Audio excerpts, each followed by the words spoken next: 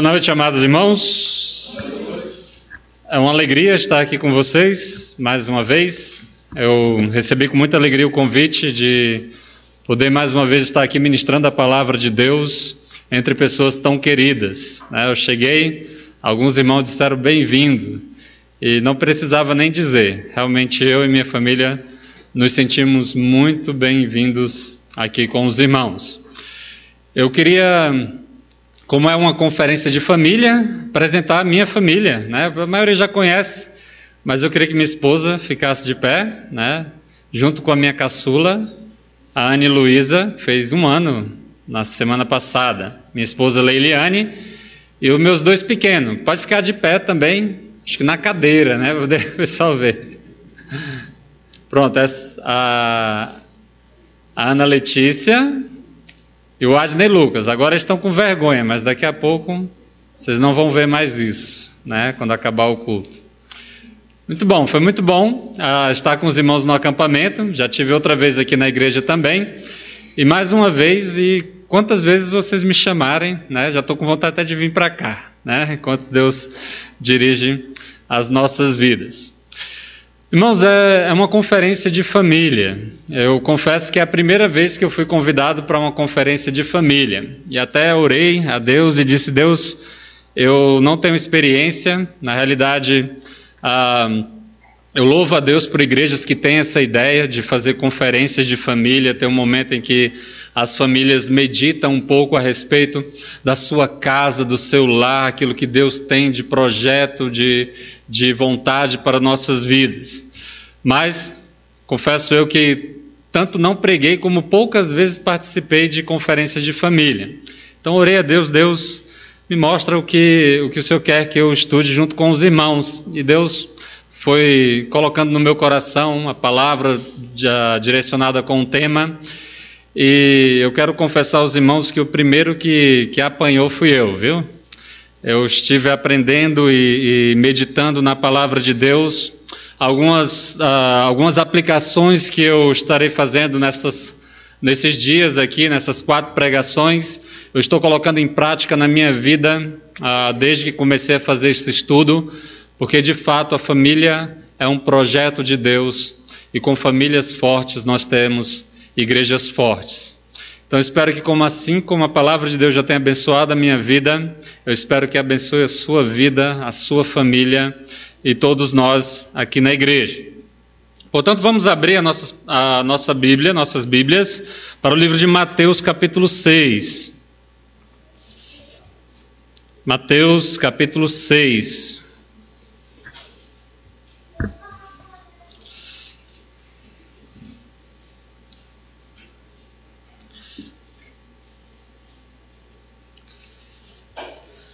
Leremos o versículo 19, versículo 20 e o versículo 21.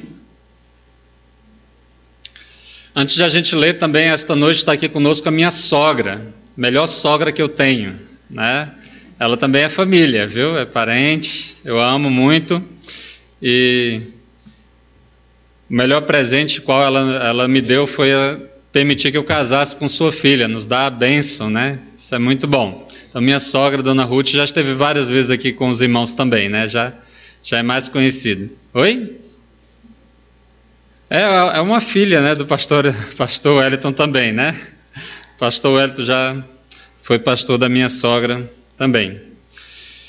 Muito bem, irmãos. Mateus capítulo 6, versículo 19 até o 21 nos diz assim, a palavra do Senhor, sentados mesmos, mas com reverência, assim nos diz: Não ajunteis tesouro na terra, onde a traça e a ferrugem tudo consome, e onde ladrões minam e roubam, mas ajuntai tesouros no céu, onde nem a traça nem a ferrugem consomem, e onde os ladrões não minam nem roubam.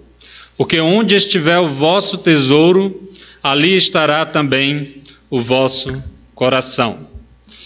Porque onde estiver o vosso tesouro, ali estará também o vosso coração. Vamos orar. Nosso maravilhoso Deus e Pai, nós queremos te agradecer, meu Deus, a oportunidade de estudarmos a Tua Palavra, de estarmos aqui esta noite reunidos com um único propósito e interesse, Deus, de louvar o teu santo nome e ouvir teus sábios conselhos. Ó Deus, dá-nos, meu Deus, essa preocupação que a tua palavra nos dá a respeito de nossas famílias. Que para nós seja o nosso tesouro, a nossa preocupação maior, adorando e louvando o teu santo nome, obedecendo os teus conselhos e a tua palavra, Deus, no que diz respeito à nossa família. Ó Deus, se há alguma família quebrada, se há alguma família desestruturada, o Senhor esteja abençoando, Senhor. O Senhor esteja usando a tua palavra, o teu consolo, o teu Espírito Santo.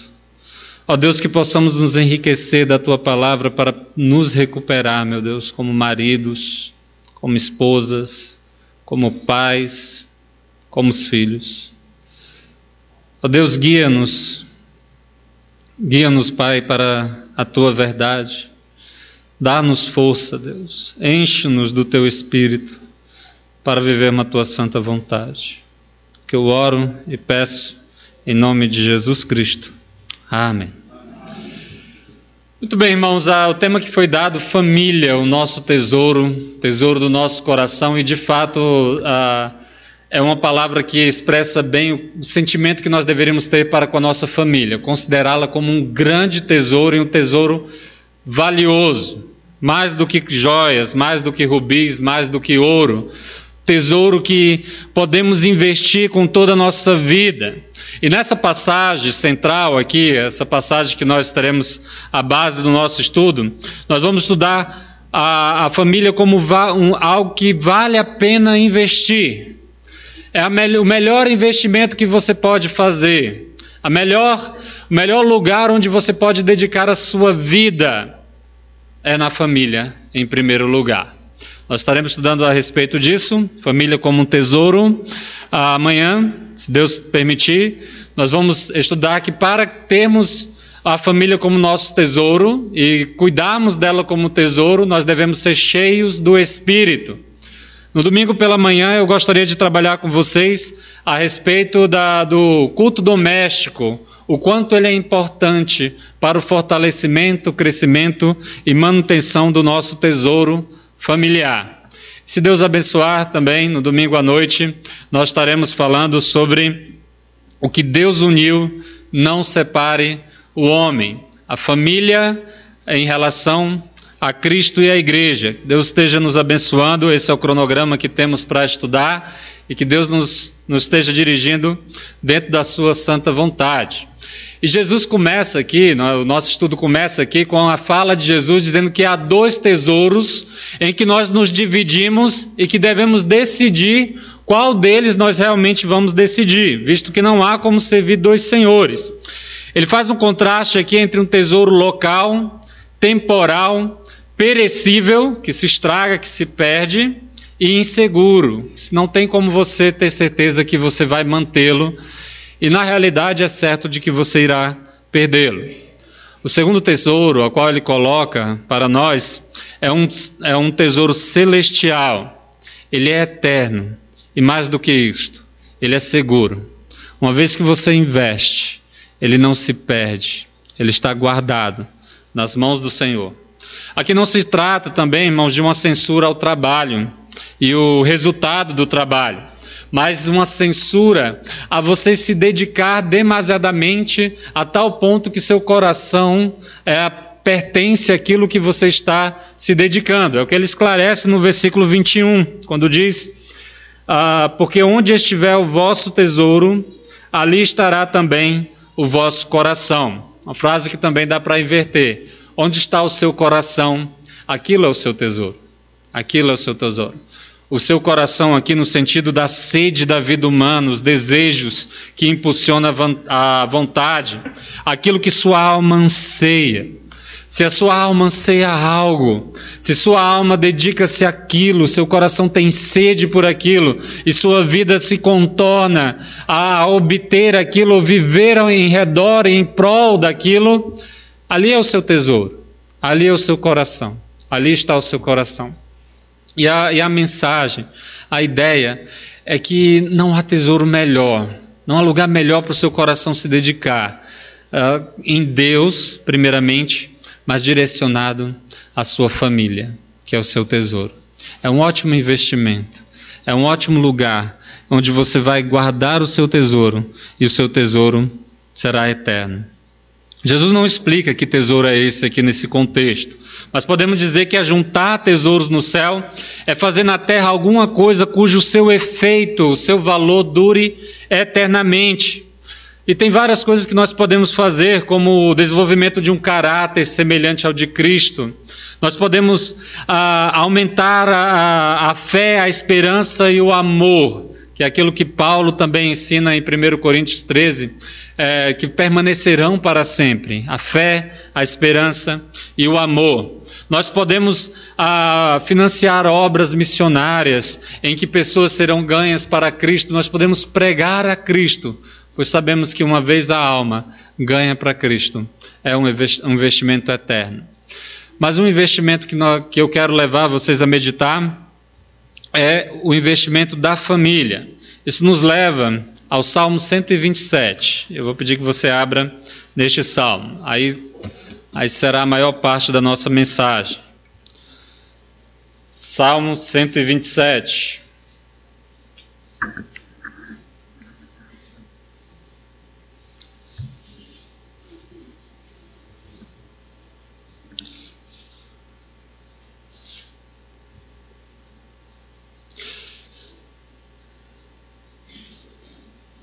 Salmo 127. Eu vou ler para que você se familiarize com o texto, para que possamos expô-lo. Se o Senhor não edificar a casa, em vão trabalham os que a edificam. Se o Senhor não guardar a cidade, em vão vigia a sentinela.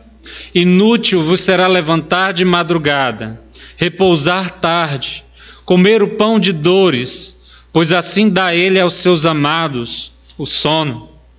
Eis que os filhos são herança do Senhor, e o fruto do ventre o seu galardão. Como flechas na mão de um homem poderoso, assim são os filhos da mocidade. Bem-aventurado o homem que enche deles a sua aljava. Não serão confundidos, mas falarão com os seus inimigos à porta. Irmãos, esse Salmo 127, se você olhar no alto desse Salmo e dos Salmos adjacentes aí, você vai ver que está escrito Cântico dos Degraus. Em outras Bíblias, Cântico de Romagem, Cântico da Peregrinação.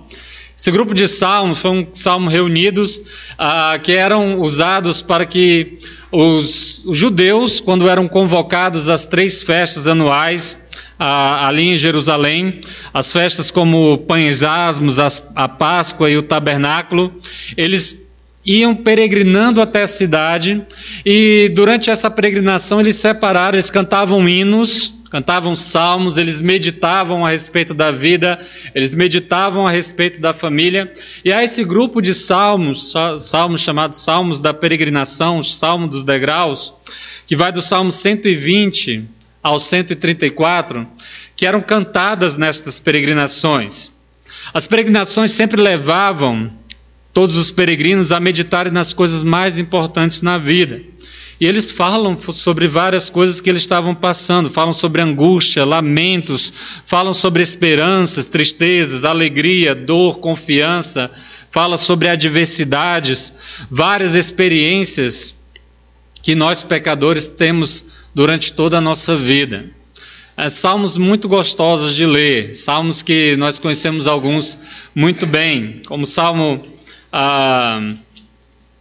121, que diz: levantei os meus olhos para os montes, e de onde virá o meu socorro? O meu socorro vem do Senhor que fez a terra, fez o céu e a terra. Eles levantavam os olhos para os montes e era praticamente literalmente. Era isso que eles faziam durante a peregrinação, visto que muitos saíam da região litorânea ou regiões do sul de Israel, e Jerusalém ficava numa serra, né, num complexo de montanhas, e era cerca de 800 metros acima do nível do mar, né? Quando eu morava ali em Curitiba, a 100 quilômetros de Curitiba tinha um litoral, e nós íamos de vez em quando passear, eu e minha esposa, na época só minha filha, a Ana Letícia. E quando voltávamos, era uma imagem linda, porque nós saímos do litoral, mas de lá nós conseguimos ver a Serra do Mar, um monte alto, e nós subíamos aquela serra de carro, né? Mas na época de Jerusalém, na época de Israel ali, era a pé, mas via aquele monte imponente em que nós subíamos, e Curitiba fica a cerca de 900 metros acima do nível do mar. E era isso que eles faziam, eles olhavam para aquele monte e viam o Senhor. E de onde virá o meu socorro? Vem do Senhor, onde eles acreditavam e acreditam ali no Shekinah, onde tinha o tabernáculo, a casa de Deus, ali nos montes. Salmo 122, você conhece bem, alegrei-me quando me disseram, vamos à casa do Senhor. Salmo 133, que diz, ó, quão bom e quão suave é que os irmãos vivam em união. Então são salmos bem conhecidos, bem gostosos, bem maravilhosos para que nós possamos ler. Nós mesmos, nós somos peregrinos aqui nesse mundo. Então esse salmo serve também para nos orientar, serve para nos ajudar a vermos qual é o valor da vida, a lidarmos com o nosso sofrimento, nossas angústias e durante toda a nossa peregrinação, visto que nossa nação é nos céus, é com Deus, nosso Senhor. Então, as festas de Israel também eram celebrações de cunho familiar. Era um momento de comunhão, era um momento em que o pai, a mãe chamava seus filhos, o marido chamava sua esposa e seus filhos e se juntavam para peregrinar até Israel. Uma dessas peregrinações era a festa do tabernáculo, também a festa das tendas, em que eles faziam tendas e talvez brincavam ali com seus filhos e havia aquele momento em família. E traz-nos a pensar o que realmente importa, o que é importante, porque estamos aqui, onde nós devemos investir a nossa vida, o que os homens e as mulheres mais se preocupam hoje em dia e o que realmente deveria se preocupar. Esse salmo até poderia ter um título diferente, né? Aqui ele fala um salmo de segurança, prosperidade e fecundidade vem de Deus só. Mas se eu pudesse escolher um título mais próximo, mais comum, poderia dizer assim, o que vale a pena? O que realmente vale a pena? Você já perguntou para você, para a sua vida, para o seu coração? Você que é jovem, você que já viveu muito, o que realmente vale a pena em nossas vidas? Não é a intenção do salmista dizer que certas coisas não são importantes, mas colocar em ordem o que deve ser mais importante na vida de uma pessoa e que as demais coisas devem ser base para que a principal possa ser mais aproveitada, direcionada. Vejamos aqui no versículo 1. Se o Senhor não edificar a casa, em vão trabalham os que edificam. Tem muitas pessoas que acham que o que realmente vale a pena é construir, é edificar. Eu conversando com meu pai, né, a gente sai por aí conversando e às vezes ele fica pensando, olha, tantas coisas que eu poderia ter comprado, tantos terrenos que eu poderia ter investido, tantos lugares que eu poderia ter construído, e hoje eu estaria mais tranquilo. E depois eu conversando com ele, diz, pai, mas não está bom? A maior parte da sua família está servindo ao Senhor, você está servindo a Deus, Deus está cuidando de você. Mas a maior preocupação de hoje em dia, nos dias atuais, de muitas pessoas, crentes e incrédulos, é sobre construir. Quem escreve esse salmo aqui, muito provavelmente foi Salomão, até pelo que ele diz no versículo 3, versículo 2, finalzinho, assim dá ele aos seus amados. A palavra amados aqui é Gedidias, que era o primeiro nome de Salomão, né? E talvez ele tenha escrito naquela época que Salomão estava construindo tanto a sua casa como o templo. Organizando nesse grupo de salmo aqui, naquela época também foi esse salmo talvez foi inserido nesse grupo de salmo na época em que o povo de Israel havia retornado a Jerusalém do cativeiro, estavam começando a reconstruir naquela época de Neemias. E eles pensavam muito em relação à construção. Neemias, na época mesmo de Neemias, você pode perceber que os homens estavam ali construindo, estavam procurando construir o templo do Senhor, mas algumas vezes você via a obra sendo parada porque os homens estavam mais preocupados em construir as suas casas do que levantar os muros. Quando alguém constrói uma casa, ele tenta fazer o melhor que ele pode, ele gasta recursos financeiros e físicos para concluir o seu projeto. Ele se esforça naquilo e ele ama a sua casa. E muitas vezes o que a gente presta atenção que às vezes a pessoa deposita o seu coração naquela casa, que casa e vida acaba virando sinônimo. E você percebe isso assistindo jornal. Infelizmente, né, para o mundo afora, mas aqui no Brasil também, de vez em quando tem aqueles desastres, né? Teve lá em Minas que se rompeu a barragem, né, de minério. De vez em quando tem no Rio de Janeiro, tem aqueles que cai, né? Como é que chama? Perdão? Oi? Isso, os morros se derrubam e caem, cobrem as casas. E pessoas sobrevivem, outras pessoas morrem. Quando chega naquilo e vai o repórter lá ver o que aconteceu e entrevistar aquelas famílias que acabaram de perder, alguns homens dizem: olha, acabou minha vida. Ou outros dizem: toda a minha vida estava ali. Porque eles consideram a casa, a sua construção, como se fosse sinônimo de vida. É o tesouro. E nós construímos e nós queremos, quem vive de aluguel quer uma casa, quem tem uma casa pequena quer uma casa grande, quem tem uma casa grande quer outra, e nunca está satisfeito. Mas Deus diz que isso é vão, se Ele não for edificado, se Ele não for edificador das nossas casas. Vão é algo vazio, algo nulo, algo que é feito apenas por vaidade ou algo inútil. Deus não está considerando aqui que é pecado fazer casa, mas é pecado quando você chega a esse sentimento de que a vida é minha casa, a casa é minha vida, a vida é minha casa, ali é o meu tesouro, ao ponto de você negligenciar tudo em prol disso. Significa ser algo em vão, significa que o projeto não vai chegar ao seu fim. Deus está dizendo isso. Edificar uma casa sem que Deus a edifique, primeiramente, é algo vão. Seu projeto não vai chegar ao fim. Ou ainda que ele chegue ao seu findar, você não vai ter aquilo que você espera. Constrói a casa, mas destrói a família. Um construtor construiu uma casa muito bonita e se preocupou em construí-la. E ele se dedicou a trabalhar.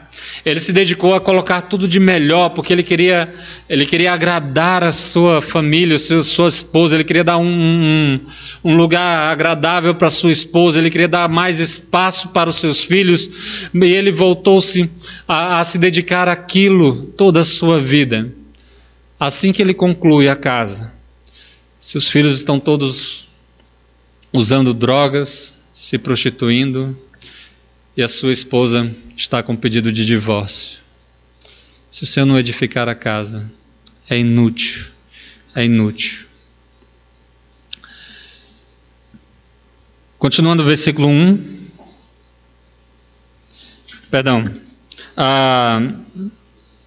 O Salomão diz isso também em Eclesiastes 2, Eclesiastes capítulo 2. Quase pulo aqui essa parte. Eclesiastes capítulo 2.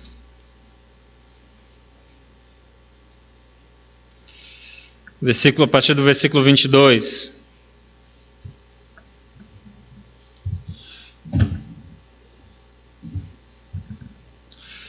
Porque que mais tem o homem de todo o seu trabalho e da aflição do seu coração, em que ele anda trabalhando debaixo do sol?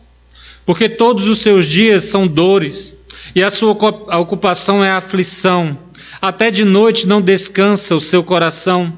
Também isto é vaidade. Não há nada melhor para o homem do que comer e beber e fazer com sua alma goze do bem do seu trabalho. Também vi isto vem da mão de Deus. Pois quem pode comer ou quem pode gozar melhor do que eu? Porque ao homem que é bom diante dele, dá a Deus sabedoria e conhecimento e alegria, mas ao pecador dá trabalho, para que ele ajude e amontoe para dá-lo ao que é bom perante Deus. Também isto é vaidade e aflição do espírito. Aquele homem que trabalha, vive a trabalhar, mas até não tem gozo, não tem alegria, ele sofre. E diz que até o seu trabalho muitas vezes resulta em bênçãos para aqueles que realmente temem a Deus.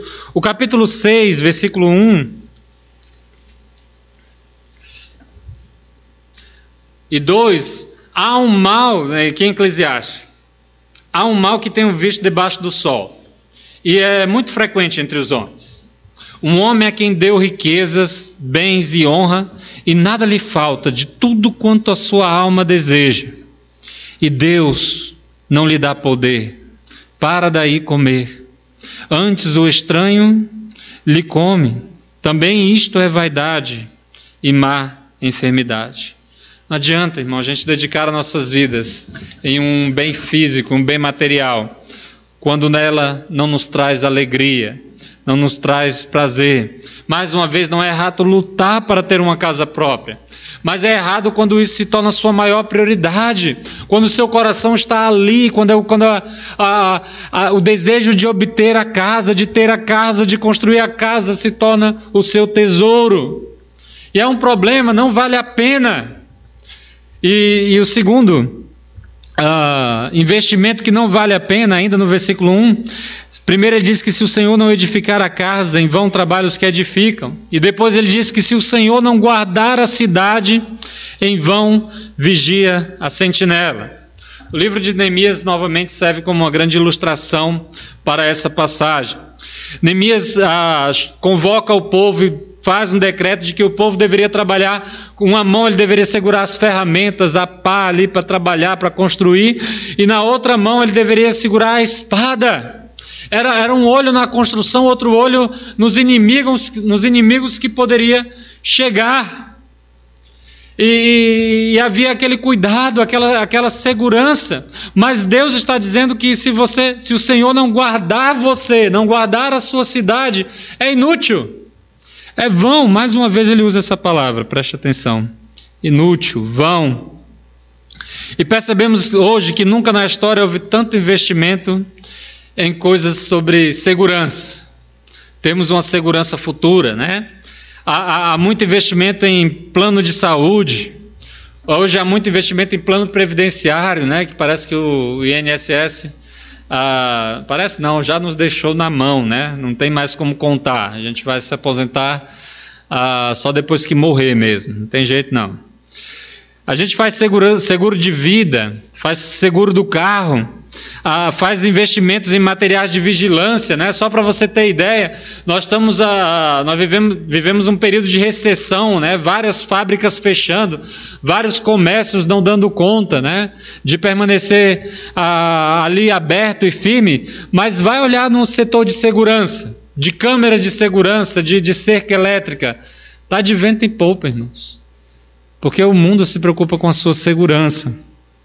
E mais uma vez eu quero deixar claro, não é um intuito aqui da mensagem dizer que essas coisas são erradas, mas é errado quando uma pessoa às vezes fica doente, ela não ora mais para Deus, ela roga a Unimed, ela roga a Apvida, lá o plano de saúde. Quando alguém morre, não lamenta mais, já vai na seguradora ver quanto é que é o plano de vida. São pessoas se dedicando tanto às coisas, o carro bate, não preciso de Deus não, eu tenho seguro. Então estas coisas, às vezes nós nos cercamos de tantas coisas de segurança, e Deus mostra que se o Senhor não guardar você, não guardar a sua casa, a sua cidade, é vão, é vão. É Deus no final das contas que nos protege. É Deus que nos dá a segurança eterna. Estamos falando de tesouros eternos. Você pode até ter uma segurança momentânea, mas ela não é maior que a segurança que Deus dá. Sem Ele não há nenhuma valia. Mas mais do que isso, talvez o principal investimento na vida das pessoas se encontra aqui na primeira parte do versículo 2 do Salmo 127. Inútil vos será levantar de madrugada, repousar à tarde, comer o pão de dores. Pessoas que trabalham o dia todo, amam o seu trabalho, se apegam ao seu trabalho, buscam o seu trabalho com todas as forças. Será que vale a pena? Talvez por causa do fruto do trabalho, que é o dinheiro. Porque quer se enriquecer, porque quer pagar a sua segurança, quer pagar a sua casa. Será que vale a pena? E até hoje eu nunca vi, né? Eu só conheço pessoas aquelas que acordam cedo, elas não gostam de dormir tarde. E aquelas que dormem tarde não gostam de dormir cedo. Mas aqui é ao contrário, ele está descrevendo um personagem que ele se levanta de madrugada para ganhar o seu pão com dores, com penosidade. Mas ele já acordou de madrugada, ele vai até a tarde da noite, ele dorme tarde, ele dorme e levanta na madrugada. Sua hora de descanso é pouco. Pessoas que saem de casa antes do sol nascer e só chegam depois que o sol se põe. Alguns que passam até a semana fora de casa, né? Lá em São Roque a gente tinha muito essa dificuldade. A pessoa trabalhava como pedreiro, às vezes trabalhava na roça. Ele saía na segunda-feira e só ia ver sua família de novo no sábado, quando voltava. E no sábado, já no domingo e na segunda já voltava para lá trabalhar. Pessoas que buscam fortemente ganhar este mundo, ganhar as coisas do mundo, mas a palavra de Deus, do que adianta? Será que isso realmente vale a pena? Você ganhar o mundo inteiro, mas perder a sua alma, e não somente a sua, mas também da sua esposa, dos seus filhos, do seu marido. Será que isso realmente vale a pena? Não adianta. Isso vai ser para quem? Todo esse seu investimento? Que alegria isso vai trazer se você não consegue nem dormir? A Bíblia diz que tudo isso é inútil se Deus não for por você. Enquanto você está fazendo isso, enquanto você está trabalhando loucamente e menosprezando o convívio da sua família, e muitas vezes muitas crianças não vê seu pai saindo e raramente vê seu pai chegando, e quando ele chega tão cansado que não tem tempo para os filhos. O filho não pode incomodá-lo, porque o filho se tornou um incômodo dentro de casa. O contraste aqui, irmãos, não é entre um trabalhador e um vagabundo, mas entre dois trabalhadores e suas atitudes. Salomão diz que ele dá aos seus amados enquanto dorme. É o que ele fala no versículo 2, no finalzinho. Pois assim dá ele aos seus amados o sono. Ou poderia ser traduzido, ele dá aos seus amados enquanto eles descansam. Ele dá descanso aos seus jedidias. Obrigado, irmão. Lembra de Salomão? Salomão, quando ia reinar, Deus chegou a ele em sonho, em visão, e Deus pediu para que Salomão escolhesse o que ele queria ganhar. Era em sono, era no descanso. Talvez Salomão estava preocupado em assumir o reinado, mas ali ele estava descansando no Senhor. E no sonho ele viu o que ele mais precisava, era de sabedoria para cuidar do seu povo, do povo de Deus. Então Deus deu a ele enquanto estava em sono. Então o contraste aqui é entre um trabalhador que só vive para isso e um trabalhador que trabalha, mas ele descansa à noite, ele confia em Deus, ele dorme, ele está preocupado com o que realmente vale a pena investir. O seu trabalho é um meio pelo qual ele usa para manter aquilo que realmente vale a pena. E o que realmente vale a pena, irmãos? Deus irá prover as suas necessidades, Ele vai lhe dar emprego, Ele vai lhe dar saúde, Ele vai te dar o alimento, para que você possa se preocupar com o que realmente vale a pena, que realmente nos interessa. E aí a gente vê uma mudança aqui, uma aparente mudança no Salmo 127. Ele fala sobre a edificação da casa, ele fala sobre a segurança, ele fala sobre o trabalho, e que Deus dará a nós, aos seus amados, o descanso enquanto nós dormimos. E aí o versículo 3 ele fala: eis que os filhos são herança do Senhor. Parece que mudou, né? Parece até que é outro salmo. Estava falando de trabalho, segurança, estava falando de edificação, e agora eis que os filhos do Senhor são herança. Apesar da aparência de mudança de assunto, na realidade ele está agora dizendo que vale a pena. O que vale a pena? O que realmente vale a pena nós investirmos? É na família, irmãos. É na família. Os filhos são nossas heranças. Os filhos são o que nós realmente temos de investir, que vai durar, que pode ser eterno. Então ele diz assim: eis que os filhos são herança do Senhor, e o fruto do ventre o seu galardão. Como flechas na mão de um homem poderoso, assim são os filhos da mocidade. Esses versículos estão intimamente ligados pelo tema o que vale a pena. Todos esses investimentos não são válidos se negligenciarem o que Deus mostra ser o mais importante. Você pode ter uma casa maravilhosa, você pode ter segurança de vida, segurança na sua casa, você pode ter um bom trabalho que te dá um bom sustento, mas o que é a tua herança dada de Deus, vinda do Senhor, são os teus filhos. E todas estas coisas, a casa, a segurança e o trabalho deve ser em prol de que você possa dar qualidade de você mesmo para os seus filhos. Não é qualidade de bens, não é uma casa melhor, não é segurança. Deus já está negando estas coisas. Mas é você como pai, é você como mãe, é os filhos que vale a pena. Esse é o nosso tesouro. Isso é que Deus quer que você invista, é o que realmente nós devemos dedicar aos nossos corações. Todos esses investimentos são passageiros, eles vão ficar, sua casa vai ficar aí, outras pessoas vão morar nela. Sua segurança, quando você morrer você não vai precisar mais dela. E o seu trabalho, outra pessoa vai ocupar o seu trabalho. Mas os seus filhos são seus filhos e serão para sempre.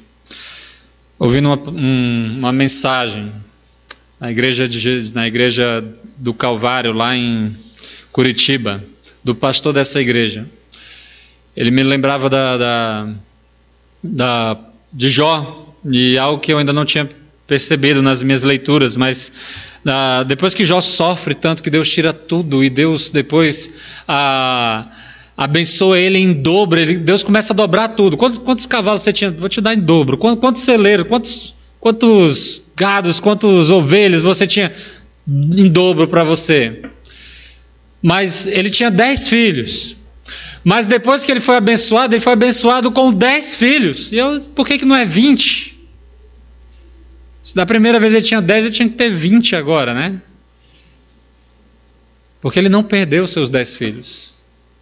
Eles morreram aqui, mas nós vimos que Jó educava seus filhos no caminho de Deus, ele ensinava seus caminhos, ele investia nos seus filhos, a vida, Deus na vida deles. E agora ele sabe que apesar de os 10 filhos dele não estarem aqui, ele não ter 20 filhos, mas ele sabe que os seus 10 filhos estão lá, porque ele investiu na vida dos seus filhos, porque ele sabia, pela graça de Deus, que o que vale a pena é a família. É a família. Todos esses observemos aqui a ilustração da flecha em relação aos filhos. A Bíblia fala que filhos são como flechas para o arqueiro, e que os homens devem encher a sua aljava dessas flechas. E flechas aqui, eu vi um comentário muito interessante.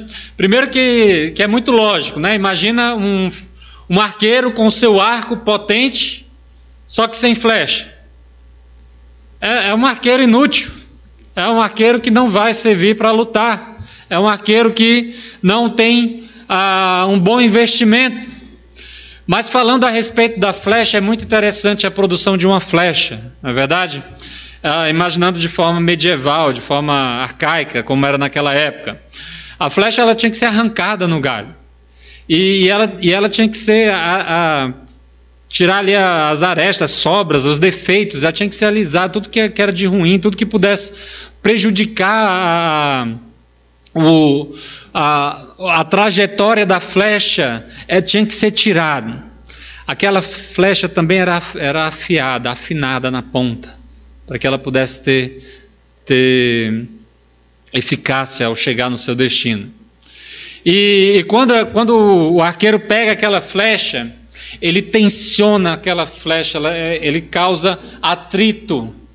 Mas quem é responsável para direcionar a flecha? Não é a própria flecha, mas é o arqueiro. Irmãos, nós devemos investir a direção da vida dos nossos filhos e direcionadas para o melhor lugar que ele pode estar, que é no centro da vontade de Deus. Eu não sei se Deus vai chamar o seu filho para ser um médico, um advogado, um dentista, um mecânico, profissões abençoadas, ou para a obra do Senhor. Mas direcione seu filho para Cristo.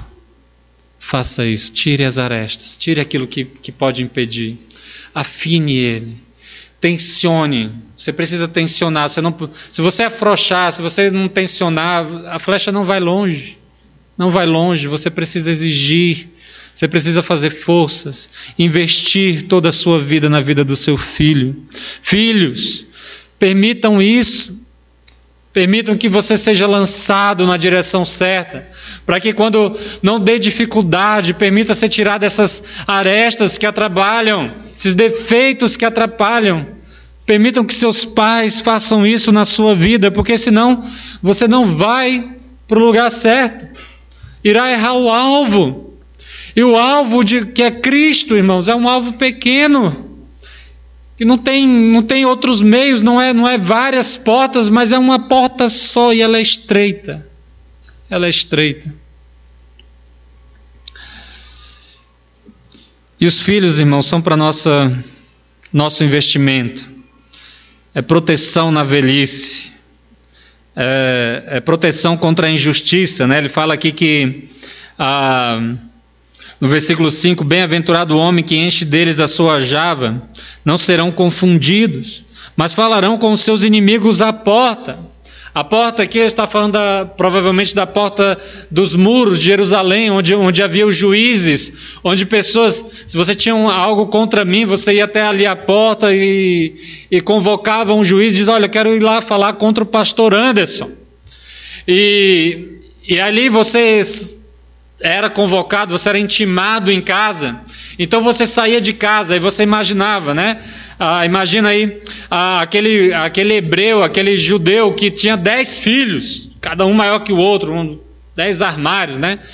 E aí tá bom, então é contra mim? Tá bom, então ele saía, e não saía só ele, saía ele e os 10 filhos para a porta, e chegava ele lá imponente com seus 10 filhos. Talvez aquela pessoa que estaria contra, ele se murcha e diz, não é nada não, pode voltar, porque o negócio é sério aqui. E filhos é para nossa proteção, irmãos. Quando tem bons filhos que foram bem criados e filhos que temem a Deus, você pode mexer com qualquer pessoa, mas mexa com os pais dele. Eles vão defender, eles estão lá, defendendo os interesses dos pais. Quantos filhos eu vejo aqui, vendo essa situação do FGTS, né? Eu vejo filhos acompanhando os pais lá para ajudar, eu vendo os filhos ajudando os pais a tirarem documento, a estarem protegendo os seus, para não deixarem os nossos velhos, né? Nossos idosos serem enganados. É a proteção que um filho dá, mas também uma proteção contra a solidão. Imagina se você não quer ter filho.